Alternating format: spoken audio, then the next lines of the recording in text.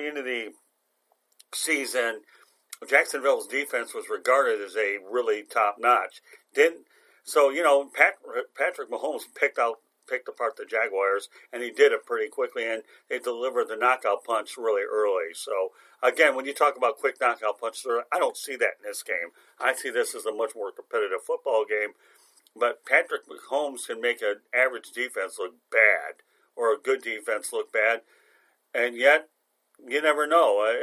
In that game, though, Tyreek Hill got hurt, and Sammy Watkins was a big part of that offense, and you have Travis Kelce. So the variables in the interchangeable parts certainly will affect a lot of the facets of this football game. So what one facet's going to win the game for whoever wins, Bill? What's that, Jimmy? What one facet of the game is going to win the game for the team that wins? Oh, the team that turns the ball over the least. Okay. That's just the way it is. So it's a turnover game. Okay. You get at that level, you do whatever team blinks first. Okay. Fair enough. No disrespect to Ted. Some guy, there could be some unusual play. Like the ball being kicked off and the guy fumbles the ball, or, return the kickoff and the 49ers get a short field, or they go in and score. Or vice versa. You never know how guys are going to respond to pressure. I can tell you this right now, in the Green Bay game, I was sitting back and going, the guy that was returning the punt, he almost fumbled the ball. Mm-hmm. And I'm sitting here going, I watch these guys and their fundamentals sometimes. Like, if these guys are playing pro football, when you return a punt, all right, you have to stand there like you have a garbage can in your arms. And you have to make sure that ball goes right down the chute into the garbage can. This guy was all over the place, diving to try to catch the ball, almost fumbled it. So, a lot of times that's something that I think might happen. I think somebody's going to fumble a punt, a punt return, because they just didn't use the proper techniques to catch the ball because they're nervous. I've seen that a lot in the last few games. I saw it play out in the Green Bay game. Even though the guy didn't fumble, he almost did. You see backs that run through the hole, and they're not keeping two arms of the ball. That's what I call the mental toughness type stuff.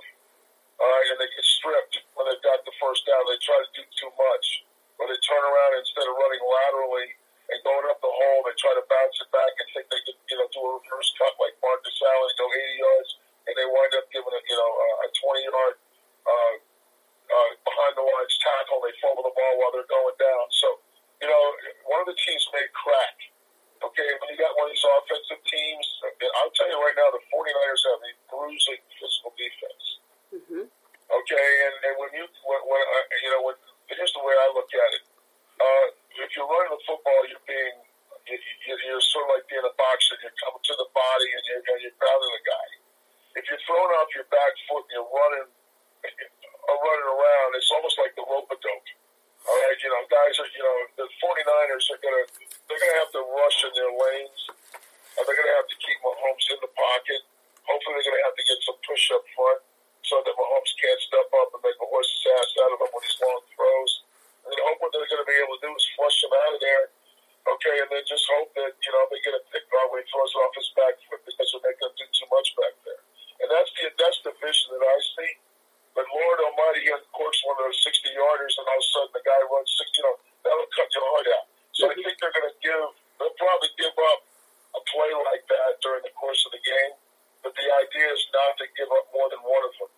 Just like when they played Lamar, Lamar Jackson. You're going to give up two or three of those long runs. But as long as he doesn't break it off for a touchdown and they held it down to 20 or 30 yards, you just got to continue to play within the framework of the defense and rush these defensive ends up the field and keep Mahomes in the pocket and don't let him get out and just trust that your defense back there is going to make the play. And I think that's what's going to happen. And then when the Kansas City has to do a couple 3-and-outs because they can't get going because they're nervous at the beginning of the game and then all of a sudden they're behind because the 49ers are holding on to the ball for 5 or 6 minutes, gashing them and running the football because they're a more physical football team. That's what I have to go with. Okay. But, it's beautiful. You can make your adjustment, while you're watching it. That's what I do. So speaking of adjustments, which coach is going to make better adjustments at halftime? Oh, that's tough to tell. It's tough to tell. That's a work in progress. Whoever's getting one on the other. So you have to see what they're doing and then make the adjustments. So you can't really answer that question until you see it play out. Okay, so I'll follow it up with this, okay? We've got a couple minutes to go, and then you can talk about your YouTube channel. So we'll go with this, Bill. The Kansas City Chiefs have fallen behind to the Texans and the Titans and came back to win those games. Can they fall behind against San Francisco and expect to pull out yet another miracle at all? Oh, hell yeah. Okay. It might be one of these things where the 49ers have dominated a game for 3 quarters. All right, Kansas City's hanging around by 10 points, which could be a real reality. And all of a sudden, Mahomes just pulls a rabbit out of his hat like he always does. I mean, Kansas City's never going to get blown out. That's my personal opinion. But can they overcome a 20-point deficit? Back and forth games. Can they overcome a 20-point deficit? What, Kansas City? Yeah, against the 49ers defense, can Kansas City overcome a 20-point deficit? Green Bay couldn't. My gut instinct says no. They've been the best defense all year. The reason they're in the Super Bowl is they haven't let that stuff happen to them. So my answer would be no, I don't think they can. Yeah, 10 points I see. 49ers defense is not good. Right, 10 points I see, 20 I don't. I'm with you 100%. But, again, Kansas... 14 going into overtime. That's what I would do. 17, no. 21, no. 14, yeah, possible overtime. 10 points, yeah. That's the way I would answer that question. Oh, no, it's a good answer. I mean, I don't think that Kansas City can be down by more than 14-17 and overcome against San Francisco's defense. More importantly, I think that San Francisco's ball control will make sure that the Kansas City Chiefs can't go ahead and fall behind consistently to get back in. Even Morris had 9 lives. He didn't have 10. Otherwise, who knows what the cat situation would be there. So, but I'm with you. Scotty, in this particular game, hell yeah. Now, if they're playing a crummy team during the course of the season, yeah, they can come back by 21. But not the 49ers. Oh, okay. You know, Scott, if you and I are out there, we're playing for the 49ers, who are up by 14 points. The one thing we are worried about is Mahomes doing that. So you're going to play a little extra hard and make sure it doesn't happen. Totally agree. Guess what? You got a little time to talk out your YouTube channel. Go for it, Bill. All right, guys. You can find me on my YouTube channel. Just go to the YouTube search engine. Type in my name, which is Bill Winters, and type in the word football afterwards. And you'll see a purple circle that comes up with me wearing a Nike hat. Click on subscribe, then you're in. And then our podcast can be found on Spotify and Apple and all the other ones. And you can also find me on my Facebook page. So last night I was out listening to a rapper, Roddy Ricch, with my boy Zach Truesdale, who owns Spire nightclub here in Houston. Wow, the place was blown up. I couldn't believe how many people were there. So that was fun. So people are getting ready to get in the mood for Super Bowl. And that's how you can find me on Facebook and also YouTube. Okay, I should point out that... I'd like you guys to, before I forget, I'd like you guys to go to my website as well, BillWinters.biz. All right, and you can see a gallery of pictures and my body of work a little bit, and also my book that I wrote that I would love for you guys to read, From the Outhouse to the Penthouse and somewhere in between. So that's it, ladies and gentlemen, for the shameless self-promotion. Okay, well, no, you don't have to only on your end. Now let our audience know that you and I have our own broadcast. Well, Bill Winters and Motormouth, right, Candy? Yeah. And you can hear that at least once a week, and we're planning on doing it twice a week when things slow down a little bit in February. So Bill and I will be able to entertain you as well there.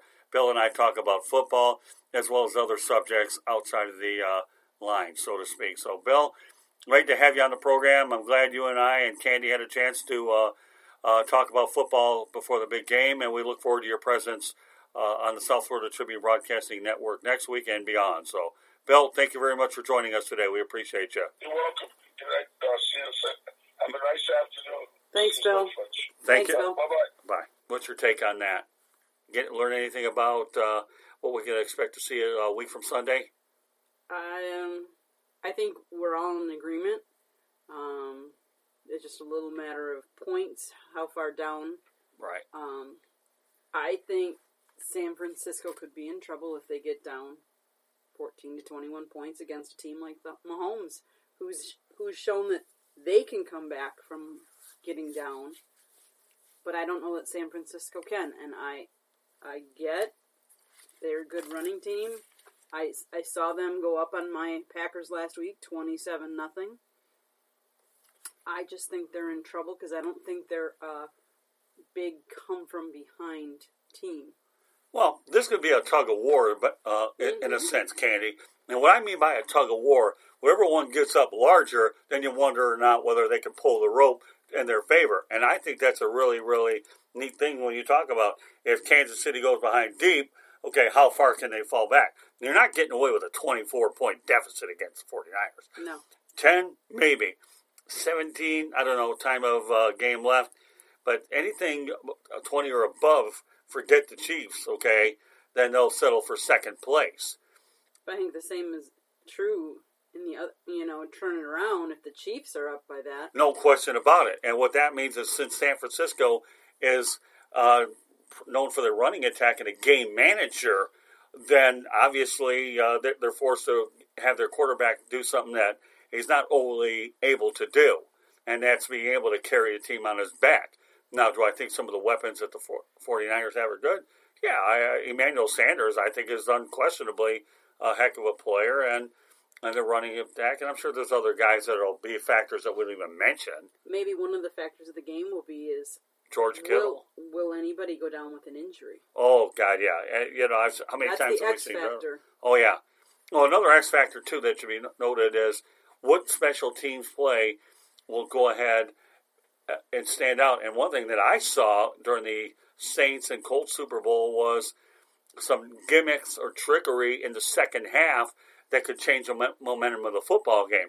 That game that I saw there, you had Peyton Manning against Drew Brees, obviously first ballot Hall of Famers. And what about, like you talked about, the coaching, okay? What adjustments can you make? You've got Andy Reid, who's been around a long time, okay? And who's he going up against? Kyle Shanahan, who's been around the game long enough. Andy Reid, you talk about, when I saw that Saints-Colts game, Sean Payton, okay, and I believe Jim Caldwell was the coach of that game. I'm trying to remember. Or I don't think it was Tony Dungy. But with that said, okay, our final guest of the day is David Levin. And David, first of all, works for Fanside in Black and Teal. And thanks for being on the Sports Exchange. Candy and I were talking about, let's go back a couple things in just recent memory.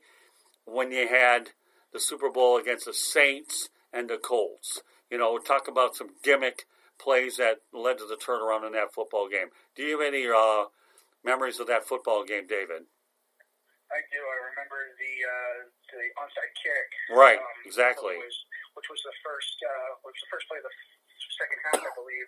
Right. That led to the touchdown and eventually led to Peyton Manning pouting off the field afterwards. Right. So why don't we go over the coaching matchup in that game? Okay, Sean Payton on the Saints side, and for the Colts, it was Jim Caldwell. 31-17 was the end result. The game was certainly be a lot closer than it subsequently turned out to be with that, like you alluded to, the onside kick. Unbelievable, isn't it? It's a game where two of the greats at the time, quarterbacks, Peyton Manning and Drew Brees, were at the top of their game. But I think it was more of and people don't recall this or don't talk about this a lot. It's a defense that really played well against the Colts that really led to the victory. The special teams, the defense, the way that they were able to contain on third and short, and basically take half the field away from Peyton, as I recall. Right. Okay. Glad you were able to add some insights to that. Now we'll look ahead 8 days from now. What's your? How do you evaluate and analyze what we're about to see? Okay, let's put it like this. I believe that it's going to be Kansas City's game, and I think that eventually, although they have two good defenses, San Francisco's defense has played outstanding the majority of the season. The quick strike offense from Kansas City is one that